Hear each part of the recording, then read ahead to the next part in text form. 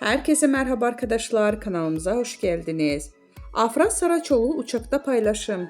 Son olarak Yalı Çapkını dizisinde rol alan Afra Saraçoğlu uçakta verdiği post takipçilerin beğenisine sundu. Yalı Çapkını dizisinde 3 sezon boyunca Seyran karakterine hayat veren Afra Saraçoğlu, oyunculuk performansıyla yanı sıra kariyeriyle sık sık medyanın gündeminde oluyor. Güzel ve ünlü oyuncu uçakta seyahat ederken verdiği poz takipçilerinin beğenisine sundu. Zaman zaman doğal hallerini gözler önüne seren Afra Saraçoğlu bu kez uçakta yüz maskesi yaptı. Kulaklığında kulaklık, yüzünde maskeliyle poz veren ünlü oyuncu paylaşımı büyük ilgi gördü. Öte yandan Afra Saraçoğlu yeni sezonda Aile Bir İmtihandır Abim dizisiyle ekranlara dönecek. Ünlü isim imzalı dizide Kenan Emirzalıoğlu ile başrollerini paylaşacak.